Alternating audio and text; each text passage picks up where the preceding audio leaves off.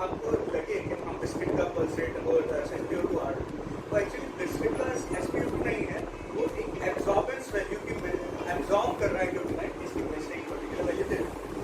Pencil का भी दे सकता है, वो पेन का भी दे सकता है, वो बिस्किट का भी दे सकता है, किसी का भी, आप खाने भी रखो खाने का भी दे देंगे। आपका स्वागत है इस पर्टिकुलर सेशन में, जिसमें हम डिस्कस करेंगे कि आजकल बहुत सारे वीडियोस वायरल हो रहे हैं कि बिस्किट का पल्स ऑक्सीमीटर SpO2 रीडिंग दे रहा है, उसका हार्ट रेट दे रहा है। तो क्या ये सही है कि नहीं है, ये जानना पड़ेगा। इसके ये सही है कि नहीं है, इसके लिए हमको उसकी फिजिक्स जाननी पड़ेगी कि पीछे उसकी फिजिक्स है। तो हम चालू करते हैं उसके फिजिक्स से और फिर ये देखते हैं कि क्या ये रीडिंग सही है कि नहीं है, या फिर ये सेंसर कुछ कर नहीं सकता इसके बारे में, उसको रीडिंग देनी ही देनी है। वो हम फिजिक्स जो उसमें एम्बेडेड है सिस्टम, उसमें पता चलेगा।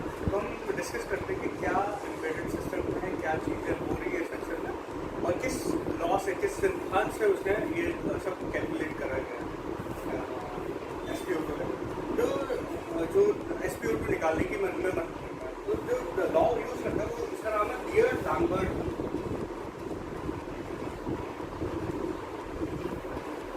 बियर-लैम्बर्ट लॉ क्या करता है कि अगर मैंने किसी सॉल्यूशन में कुछ अगर लाइट फेंकी तो वो लाइट कितनी एब्जॉर्ब होगी, ये बताता है लॉ कि कैसे एब्जॉर्बेंस होगा उस लाइट का। एब्जॉर्बेंस का मतलब सिंपल सी बात ये है, मैंने लाइट फेंकी, नंबर ऑफ क्वांटिटीज, मतलब मान लो कि 10 लाइट पैकेट्स भेजे लाइट के, वहाँ गए एब्जॉर्ब हुए 5 तो वापस मेरे को 5 मिले। इसका मतलब है 5 उसका एब्जॉर्बेंस, कि 5 उसने एब्जॉर्ब कर लिया और जो बचे मुझे वो 5 मिले। तो ये जो 5 वैल्यू है, इसको मैं कुछ मॉडल कर सकता हूँ, ये बताता है बियर-लैम्बर्ट। इसकी इक्वेशन क्या होती है कि एब्जॉर्बेंस वो होता है 3 क्वांटिटीज पे डिपेंड करता है। इसका फॉर्मूला होता है epsilon into L into C। ये है एब्जॉर्बेंस को मॉडलिंग करने की मॉडल, ये जो लॉ वही बताता है एब्जॉर्बेंस कुछ epsilon into L into C। ये क्या है, एप्सिलॉन क्या है, L क्या है, C क्या है, ये तो मैंने बता दिया आपको। कितना एब्जॉर्ब कर रहा है लाइट को, कितने इंटेंसिटी एब्जॉर्ब कर रहा है। एप्सिलॉन होता है जो ये प्रॉपर्टी होती है किसकी, जो सॉल्यूशन, जो पार्टिकल है जिसका आप एब्जॉर्बेंस मेजर करना है, इसको कहते हैं मोलर एक्सटिंक्शन कोएफिशिएंट।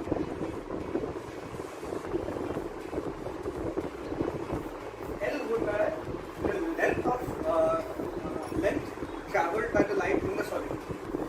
एक पर्टिकुलर सॉल्यूशन के ज्योमेट्री पे डिपेंड करेगा, उसकी क्वांटिटी पे डिपेंड करेगा। और C होता है जिस पर्टिकुलर चीज़ का एब्जॉर्बेंस निकाल रहे हैं आप, उसकी कंसंट्रेशन क्या है उसका। अब ये तो हुआ, ये एब्जॉर्बेंस हुआ उस पर्टिकुलर चीज़ की कॉन्सेंट्रेशन। मान लो कि मल्टीपल चीज़ें को कैसे मॉडल करेंगे, उसके लिए बियर-लैम्बर्ट लॉ कहता है कि मल्टीपल चीज़ों को बस ऐड करा जाएगा। कि अगर मैं समेशन लगा I is equals to ith element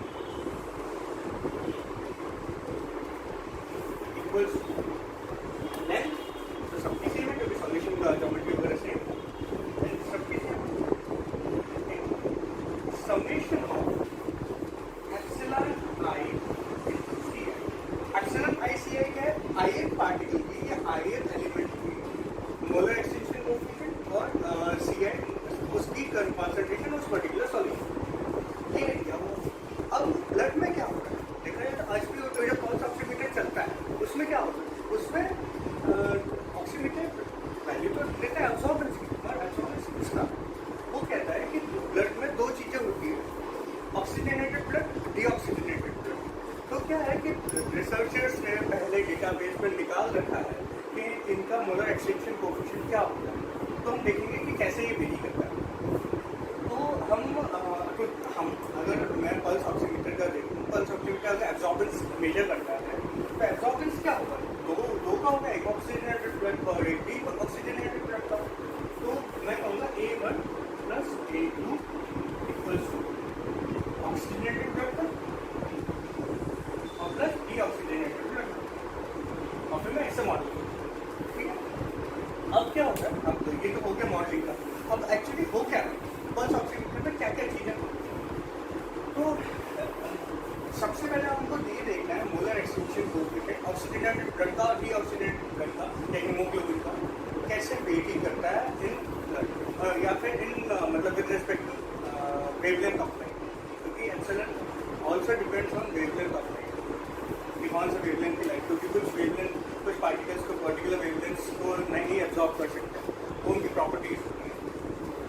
molar extension coefficient वही देता है।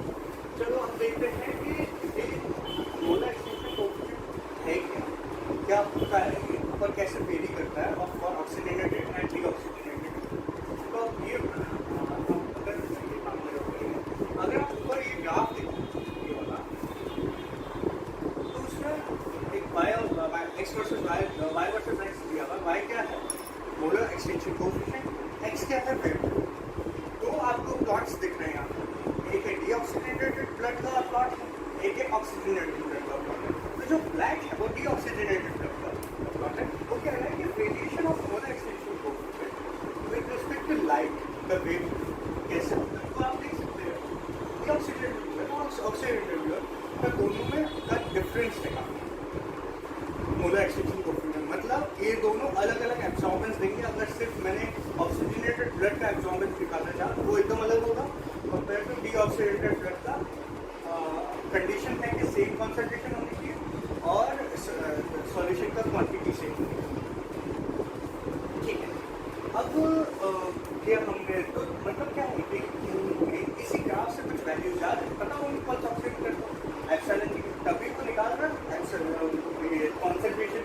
अगर मेरे को कॉन्सेंट्रेशन चाहिए इस पर्टिकुलर पीरियड नंबर क्रॉस में, मेरे को एप्सिलॉन चाहिए, मेरे को लेंथ चाहिए, मेरे को एब्जॉर्बेंस चाहिए, मैं सीए यही होगा।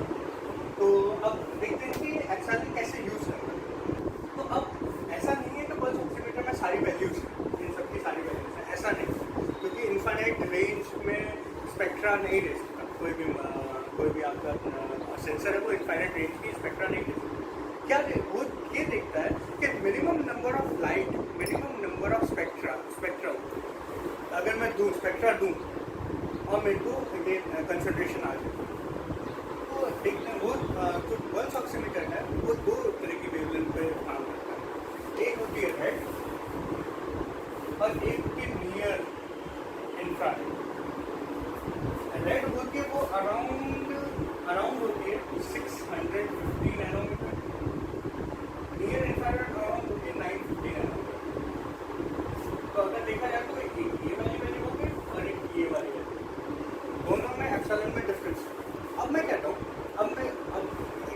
मैंने फिगर लिया, फिगर में मैंने चेक किया कि हाँ कितना, मतलब एक फिंगर में कॉन्सेंट्रेशन C1 और C2 ऑक्सीजनेटेड ब्लड का एक पर्टिकुलर टाइम पे, एक पर्टिकुलर इंस्टेंट पे कॉन्स्टेंट है। भले मैं दो वेवलेंथ यूज़ कर रहा हूँ और उनके लिए वो दोनों एक ही कॉन्सेंट्रेशन देखेगी, ऑक्सीजनेटेड को और डीऑक्सीजनेटेड, मगर एप्सिलॉन डिफरेंट। तो हम एज्यूम करते हैं कि रेड के लिए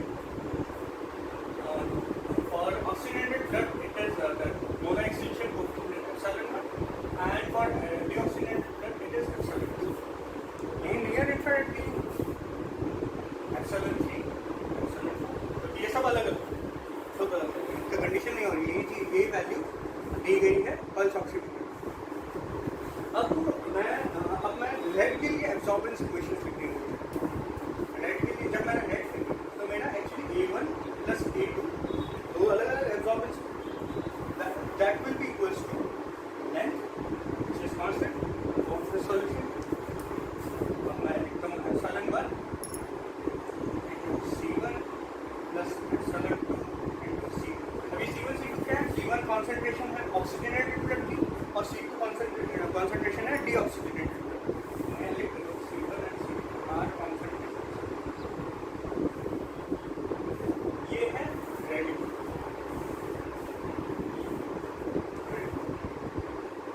C1 का C2 equals to some AR लिख देते हैं, एब्जॉर्बेंस ऑफ रेड कलर।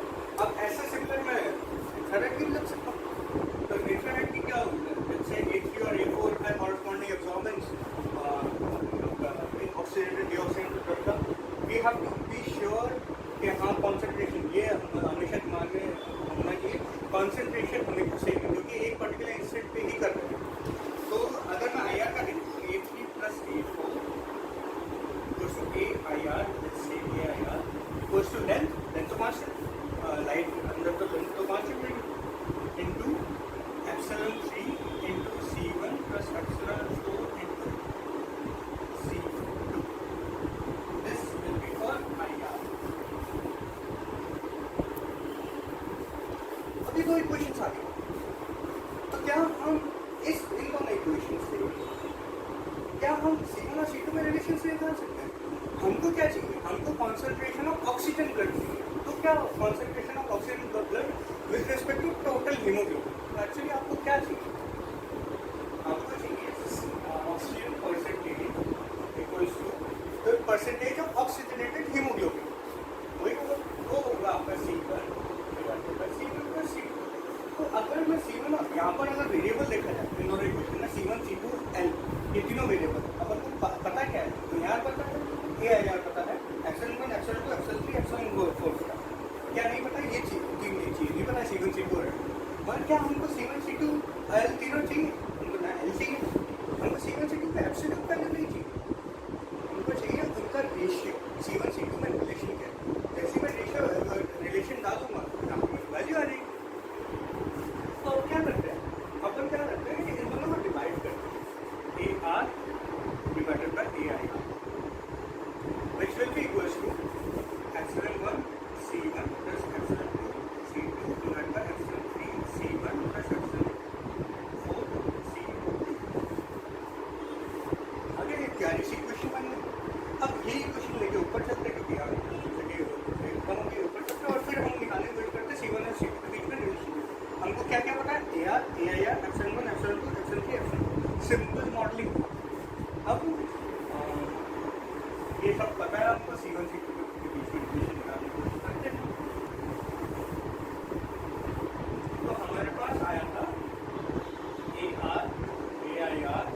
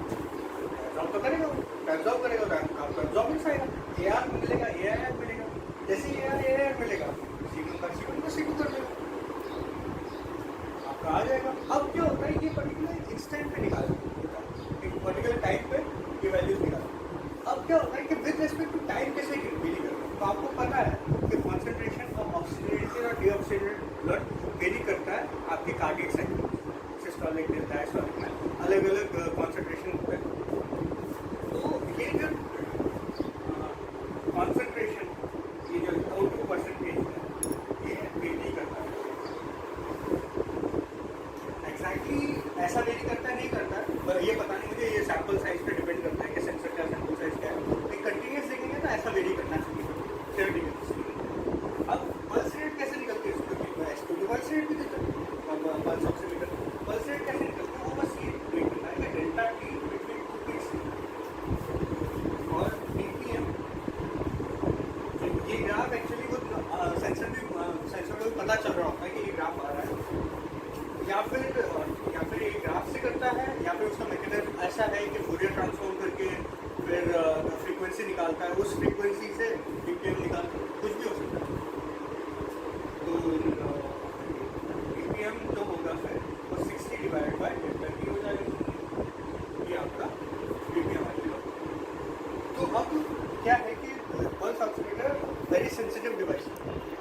सा भी वेरिएशन चेक कर लेता है। तो जब पार्ले जी बिस्किट डाला या कोई बिस्किट डाला तो उसमें भी थोड़ा बहुत वेरिएशन होता है, क्योंकि आप उसको एक पर्टिकुलर लाइन दे दो, उसमें मॉलिक्यूलर वाइब्रेशन वगैरह बोलते हैं, उसकी वजह से क्या होता है थोड़ा बहुत चेंजेस आते हैं।